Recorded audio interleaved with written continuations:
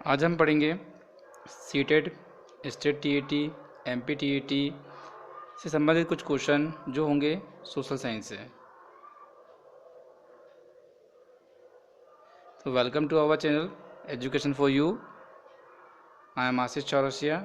और यदि मेरा चैनल आपने अभी तक सब्सक्राइब नहीं किया है तो प्लीज़ मेरे चैनल को सब्सक्राइब कर लीजिए, क्योंकि यहाँ पर आपको मिलते हैं चाइल्ड डेवलपमेंट एंड पैडागोजी से related video, maths trick video, general knowledge video, और भी मिलते हैं मोटिवेशन वीडियो, और बहुत से इस तरह के ही वीडियो हम लेकर आते रहते हैं। तो हमारा आज का फर्स्ट क्वेश्चन है, मौर्य काल में विशिष्ट किसे कहा जाता है। आप भी थोड़ा थिंक करिएगा इस क्वेश्चनों में, क्योंकि डायरेक्ट मैंने आंसर इसलिए नहीं लिखे हुए हैं इस क्वेश्चनों में, क्योंकि इससे क्या होता है, हमारा जो सोचने की जो आदत होती है वो ख़त्म हो जाती है। डायरेक्ट आंसर दिख जाता है तो हम उसके बारे में, क्वेश्चन के बारे में थिंक नहीं करते हैं। तो फर्स्ट क्वेश्चन देखते हैं, मौर्य काल में विशिष्ट किसे कहा जाता है। तो देखिए यहाँ पे ऑप्शन दिए हुए हैं आपको, धार्मिक करों को, सिंचाई विभाग कर को, निःशुल्क श्रम को, या भू स्वराज को। आपने शायद आंसर सोचा हो निःशुल्क श्रम। क्या आपका आंसर भी यही है, निःशुल्क श्रम? तो मौर्य काल में विशिष्ट किसे कहा जाता था? तो मौर्य काल में जो विशिष्ट कहा जाता था वो कहा जाता था निःशुल्क श्रम को।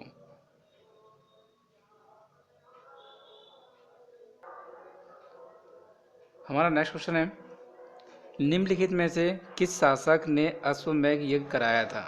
इंपॉर्टेंट क्वेश्चन है ये, यूपी टीईटी में पूछा भी गया था, किस शासक ने अश्वमेध यज्ञ करवाया था। तो इसका आंसर आपने सोचा है, तो इसका आंसर होगा पुष्यमित्र ने। क्या होगा इसका आंसर? पुष्यमित्र ने। तो देखिए इसके ऑप्शंस दिए हुए थे, अशोक, दशरथ, पुष्यमित्र या शुंग कुणाल। तो इसका आंसर होगा पुष्यमित्र ने अश्वमेध यज्ञ कराया था। नेक्स्ट क्वेश्चन की तरफ चलते हैं हम। नेक्स्ट क्वेश्चन है हमारा, परिसिद्ध व्याकरणाचार्य पातंजलि किसके समकालीन हैं। तो ऑप्शन दिए हुए हैं यहाँ पे आपको, अशोक, पुष्यमित्र, वासुदेव और कनिष्ठ। थिंक करिए थोड़ा सा, फिर से सुनते हैं। परिसिद्ध व्याकरणाचार्य पतंजलि किसके समकालीन थे? तो वो थे पुष्यमित्र, पुष्यमित्र के समकालीन थे। नेक्स्ट क्वेश्चन में चलते हैं हम। तो देखो, शंगु वंश के संस्थापक कौन थे? तो इनके संस्थापक जो थे, इनके नाम से ही शायद समझ में आता हो आपको, फिर भी मैं ऑप्शन बताता हूँ। पुष्यमित्र शंगु, पुष्पभूति अग्निमित्र या वासुमित्र। तो इसका सही ऑप्शन है पुष्यमित्र शंगु। पांचवा क्वेश्चन है हमारा, इम्पॉर्टेंट क्वेश्चन है ये भी, यूपी टीईटी में आया हुआ है। भूमिदान का सर्वप्रथम उल्लेख किस राजवंश से प्राप्त हुआ है, किस राजवंश के समय का प्राप्त हुआ है जो भूमिदान का है? तो इसका है शंगु, कांड, सातवाहन और गुप्त। तो आपके अकॉर्डिंग क्या आंसर है? इसका सही आंसर है आपका सतवाहन। नेक्स्ट क्वेश्चन की तरफ चलते हैं हम। शीशे के सिक्के किस राजवंश के शासकों ने चलाए थे? ठीक है, ये भी चलवाया था, आपको डायरेक्टली बता दे रहा हूँ मैं, सातवाहन के ही शासनकाल में शीशे के सिक्के चलवाए गए थे। नेक्स्ट चलते हैं हम इसमें। तो नेक्स्ट क्वेश्चन है हमारा, भारत में सबसे पहले किस वंश के शासकों ने सोने के सिक्के चलवाए थे। This is also important question, कि भारत में सबसे पहले किस वंश के शासकों ने सोने के सिक्के चलाए थे। तो इसमें ऑप्शन दिए हुए हैं, इंडो ग्रीक, शक, पहलव और कुषाण। तो आपने शायद इसका आंसर सोच लिया हो, पर इसका सही आंसर है इंडो ग्रीक। नेक्स्ट क्वेश्चन की तरफ चलते हैं हम। किस राजा के शासनकाल में ईसाई धर्म प्रचारक सेंट थॉमस भारत आया था? किस राजा के शासनकाल में जो ईसाई धर्म के जो प्रचारक थे वो भारत आए थे? तो आपने इसका आंसर सोच लीजिए। तो देखिए यहाँ पे दिया हुआ है, आपको कुछ ऑप्शन दिया है, पर मैं डायरेक्टली आंसर में जाना चाहूँगा इसमें। ठीक है, गोंदो फार्नेस। इसका सही आंसर क्या होगा? गोंदो फार्नेस के शासनकाल में ईसाई धर्म के प्रचारक जो, ठीक है, सेंट थॉमस जो थे, ये भारत आए थे। नेक्स्ट चलते हैं हम 9, गुप्त वंश का संस्थापक कौन था? शायद इसका आंसर पता हो आप लोगों को कि गुप्त वंश का संस्थापक कौन थे, तो इसमें घटोत्कच दिया हुआ है, गुप्त राम गुप्त दिया हुआ है, प्रथम श्री गुप्त दिया हुआ है और रामगुप्त दिया हुआ है। तो इसका सही आंसर है प्रथम श्री गुप्त ने गुप्त वंश की के संस्थापक थे या गुप्त वंश की नींव डाली थी। नेक्स्ट क्वेश्चन तरफ चलते हैं हम। गुप्त वंश के किस शासक ने सर्वप्रथम महाराज धीराज की उपाधि धारण की थी? इसके भी ऑप्शन दिए हुए हैं, आपके अकॉर्डिंग कौन सा आंसर सही हो रहा है? चलो देखते हैं। इसका आंसर है थर्ड, चंद्रगुप्त प्रथम। जब मैं क्वेश्चन रीड करता हूँ तो साथ साथ आप आंसर को थिंक करेंगे 4 ऑप्शन से कि कौन सा आंसर सही है, इससे ज़्यादा बेटर है, आपको याद रहेगा ये। आदि मानव ने सर्वप्रथम क्या सीखा था?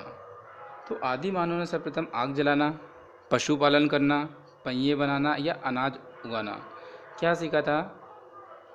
आंसर शायद आपने दे दिया हो। तो आदि मानव ने सर्वप्रथम आग जलाना सीखा था। नेक्स्ट क्वेश्चन है हमारा, अग्नि का आविष्कार किस काल में हुआ था? जो आग का आविष्कार हुआ था ये किस काल में हुआ था? तो ये मध्य पाषाण काल में हुआ था। इससे संबंधित एक वीडियो आने वाला है, मैं मतलब उसमें काम कर रहा हूँ अभी, जिसमें आपको डिस्क्रिप्शन दी जाएगी, उसमें एमसीक्यूज नहीं होंगे, उसमें याद नहीं करना पड़ेगा। उस वीडियो में पूरा समझाया जाएगा सोशल साइंस के बारे में, और ये जो मध्यकाल है, पाषाण काल है, पूर्व काल है, इनके बारे में समझाया जाएगा। तो फिर से क्वेश्चन को रीड कर लेते हैं। अग्नि का आविष्कार किस शासन काल में हुआ था? तो इसका सही आंसर है मध्य पाषाण काल पे अग्नि का आविष्कार हुआ था। नेक्स्ट क्वेश्चन की तरफ चलते हैं हम। पहिए का आविष्कार किस काल में हुआ था? जो व्हील बना हुआ था पहिया, इसका आविष्कार किस काल में हुआ था? तो ये नव पाषाण काल में पहिए का आविष्कार हुआ था। किस काल में हुआ था? नव पाषाण काल में पहिए का आविष्कार हुआ था।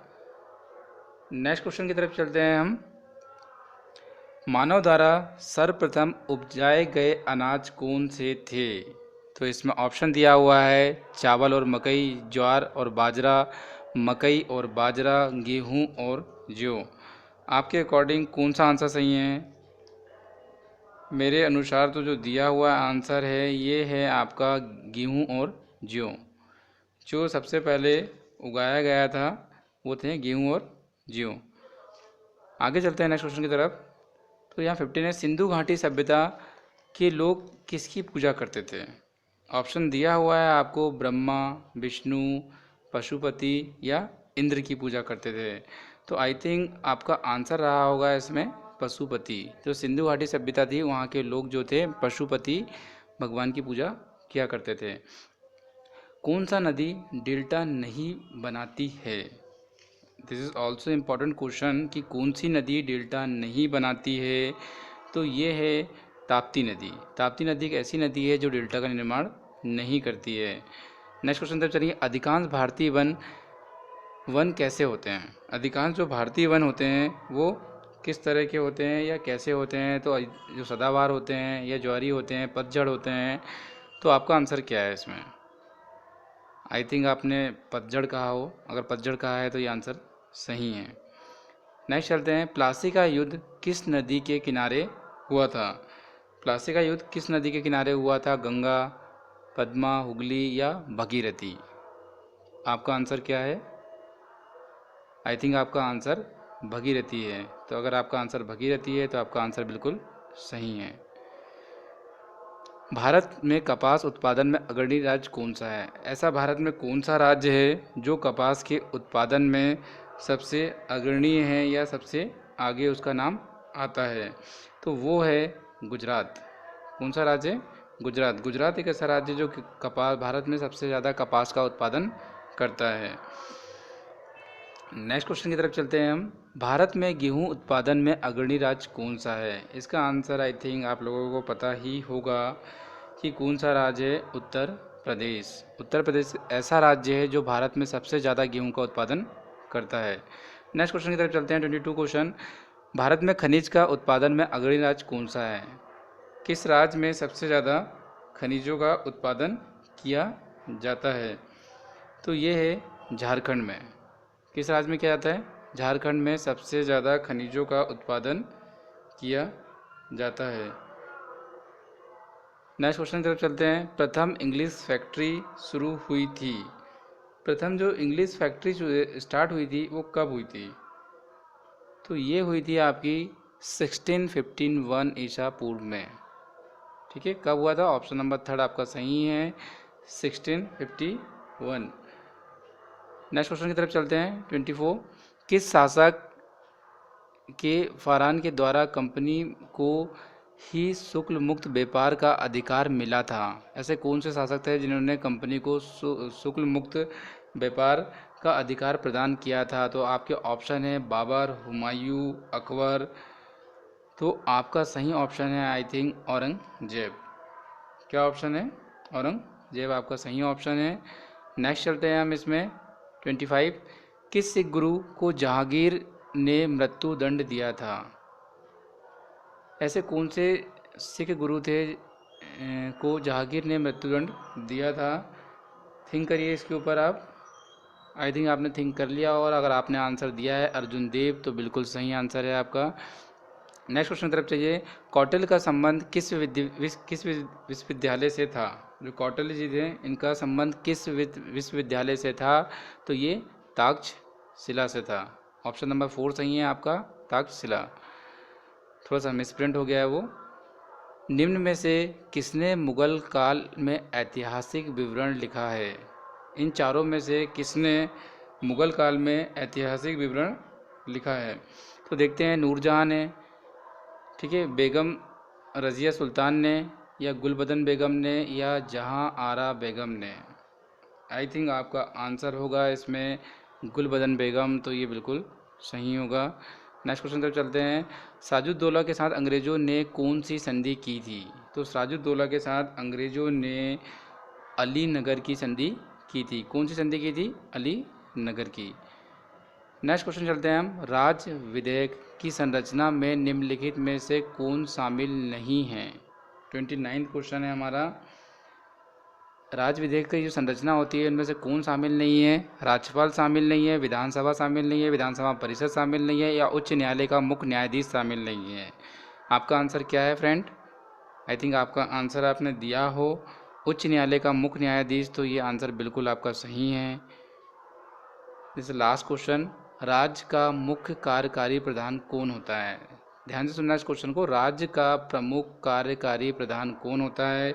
राज्यपाल होता है, राष्ट्रपति होता है, मुख्यमंत्री होता है, या प्रधानमंत्री होता है? तो राज्य का मुख्य कार्यकारी जो होता है वो राज्यपाल होता है। आई थिंक आपका आंसर भी राज्यपाल हो। ये मेरा वीडियो आपको कैसा लगा है इसे कमेंट में ज़रूर बताएं, और किस तरह की वीडियो आप और चाहते हो वीडियो के लिए कमेंट भी करें। और यदि आपको ये वीडियो मेरा पसंद आता है तो इसे लाइक भी करें, अगर पसंद नहीं आता है तो इसे डिसलाइक भी करें। और मैं एक सीटेट और जो टीईटी एमपीटीईटी होता है, मतलब टीचर के जो संबंधित एग्जामिनेशन होते हैं, उसके लिए एक व्हाट्सअप ग्रुप बनाया हूँ। उस व्हाट्सअप ग्रुप की लिंक इस वीडियो के नीचे दे दे रहा हूँ। अगर आपको लगता है कि व्हाट्सअप ग्रुप ज्वाइन करना चाहिए फॉर ग्रुप डिस्कशन या जो इन्फॉर्मेशन है उसको शेयर करने के लिए, तो उस ग्रुप को आप ज़रूर ज्वाइन करें। जो इस वीडियो के नीचे एक लिंक दी गई है वो व्हाट्सअप ग्रुप ज्वाइन करने की लिंक है। तो यदि आप करना चाहें तो कर सकते हैं। Thank you for watching me.